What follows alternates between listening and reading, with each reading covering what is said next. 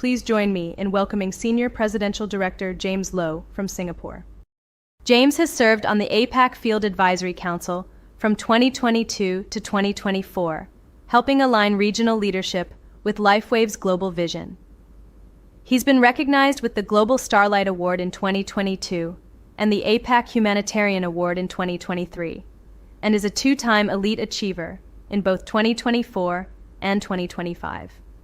Today, James will be sharing on the topic of leaders' role during change, a timely and essential conversation about how to lead with positivity, clarity, vision, and empathy, especially in times of transition. He'll also explore how building the right culture, one rooted in gratitude and purpose, is key to team success and long-term sustainability. So let's lean in and finish strong. Please welcome James Lowe to the stage.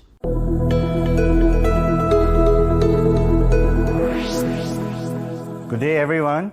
I'm truly honored to be able to share with you my journey in LifeWave.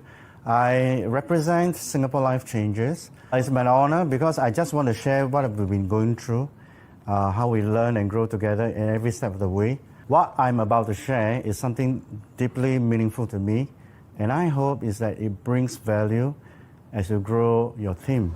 Please know that I'm not here to teach you, but simply to share and impart how I've been building my LifeWave business in Singapore. I'm going to begin by asking this question: how do you attract the right people who are willing to be a part of your organization and you want to work with you? About making sure they are missionally aligned, they have the right passion, the right calling, and are aligned with the right values. Really important. How do you attract the right people to be a part of your organization? And this is super, super important. Why? Because the potential of your organization rests on the strength of its people. Again, the potential of your organization always rests on the strength of its people. Your potential impact, it always reflects the quality of your leaders. Unfortunately, so many leaders don't really understand this truth. A lot of leaders obsess about things that I would call like organizational strategy. They focus on first like finding the right location, or designing the right brand, or creating the right advertising strategy. And there's nothing wrong with this actually, but I would suggest a better approach. And that is, many leaders obsess about developing the right strategy, but the best leaders obsess about developing the right leaders. And I want to say it again, so many people, they're just like, hey, strategy, and what do we do next? But the very best leaders obsess about developing the right leaders. Why? Because the right leaders will find the right location, and the right leaders will design the right branding, and they'll create the right advertising strategy. Why? Because the potential of your organization rests on the strength of its people. So what do? You want the right leaders, and you want the leaders that match your mission, reflect your values, share your calling, and lead with aligning values. In other words, you always want talented leaders, right? But you don't just want talented leaders, you want talented leaders that are aligned with your values. Super important. I think this is important. Instead of asking how do you attract the right leaders, I would suggest adding one little word that reshape how we think about leaders. And I will add this word: how do you attract and build the right leaders? Think before attract. As often as possible, when you're looking at developing your team, think before you attract. In Singapore Life Changers, that's how we identify ourselves as: I allow my leaders to freely express themselves. I see the potential of each one of them and allow them to use their strengths and creativity to build and grow the organization. So how do you attract and build the leaders that are aligned missionally with you? And so we'll start with the big premise, and then we'll drill down to specifics. We're going to think more about creating a culture that is so compelling and that the right people, the right leaders are drawn to it. Let's talk about it. So what is your culture? How is it created? Your culture is created by default or design. Every single time is created by default or by design. In other words, your culture, it seems obvious, but it's so true. It is a result of what you have intentionally created or what you have unintentionally allowed. And what is your culture? It is an unwritten rule. It's how people think. It's how people behave. And it's always a result of what you intentionally create or unintentionally allow. And so to state the obvious, but we need to say it is I don't care how much you care, how hard you work, you will never create a healthy, strong, thriving culture by accident. And so important, you will never attract, build, and retain the right people when you tolerate an unhealthy culture. Your culture matters more than you can imagine. So let's get practical and talk about it. If you want to attract and build missionally aligned leaders, what do? We are going to talk about three things. Number one, you want to be clear about what you value. You want to really care about what you value. Now, why does it matter? It matters because you don't attract what you want. You attract who you are. You don't just say, hey, I want to attract leaders that are excellent. If you don't live with excellence, you don't just attract people that are humble. If you are full of pride, you don't just attract what you want, you attract who you are. So you're not just out there like trying to find the right people. You are creating a type of organization that the right people want to join. You will never attract, build, retain leaders when you tolerate an unhealthy culture. Your culture matters more than you can imagine. Number one, you want to be clear about what you value. You want to really care about what you value. So how do you create the values? Well, you start with what you love and what you hate. What you want and what you love and what you righteously hate. What you stand for and what you don't ever want to tolerate. And then you're going to pick about maybe 3, 4, 5 or 6, never more than 7 values. And you want your values to be very clear, very compelling and memorable. You want everyone to know these values. You want them to not just be words on the wall in the hall, but you want them to be burnt on the hearts of your leaders. What you believe determines what you do. What you value determines what you do. What you believe determines how you behave. So what you want to do is what you want to be super clear. These are the values that are things that stands for in our organization. And we don't bend on those rules. So if you want to attract and build the right leaders, first, you have to be really clear about what you value. The second thing is you want to create a culture that unwaveringly reflects and protects your values. You want a culture that says, this is what we do, and we do it, and how we do it, and we never ever do it that way no matter what. Why? Again, I'll say it, your culture is created by default or by design. Your culture is a reflection of what you create or what you tolerate. So if you're looking at your culture today and you're going, we are not really getting the kind of people we want. It's probably because you don't have the kind of culture that you really want to attract those people. So if you don't like your culture, stop tolerating it and start creating it.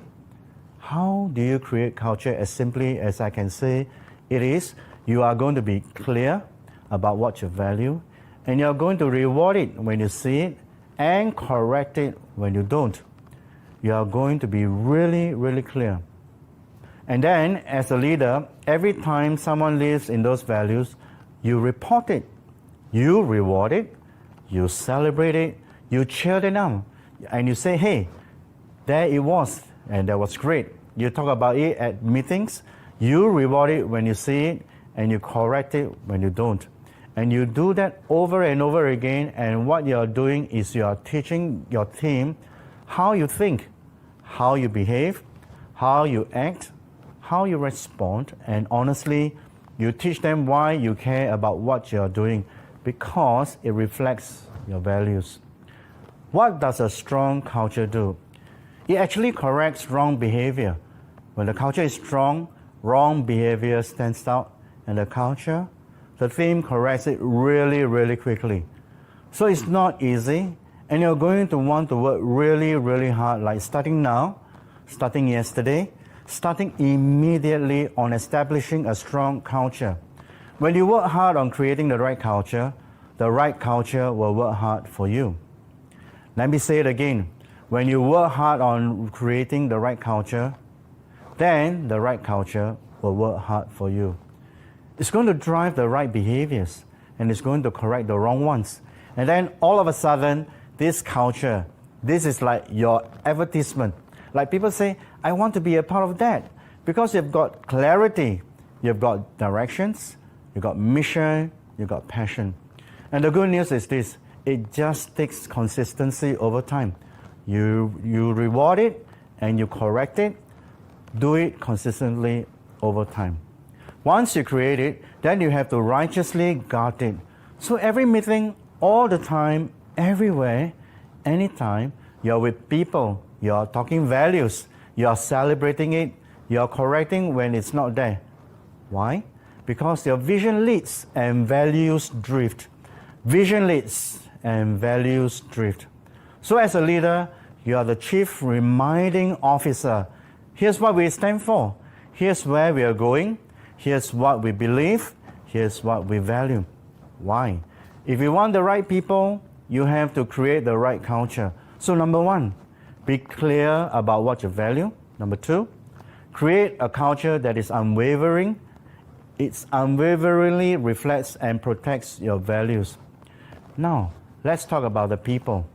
Number three, what you want to do is you want to recruit for values over talent. This is going to make you mad.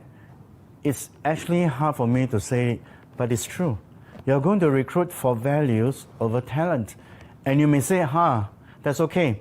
I can't quite buy that.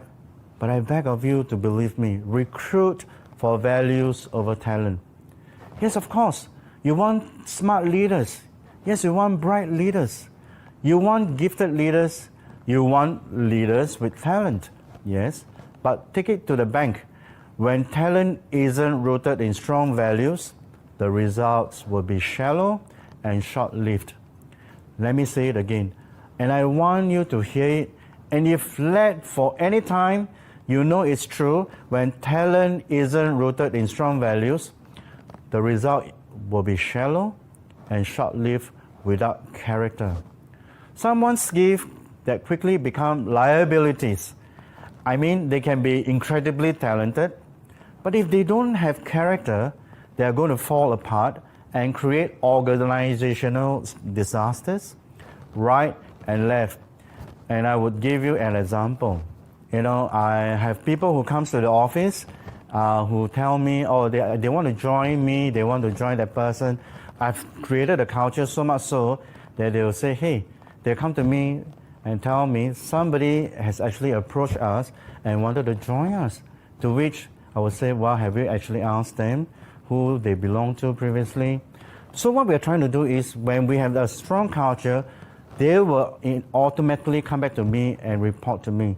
And that's what I mean, that you will become your own advertisement. But if you have been leading for any time at all, you've led it, right?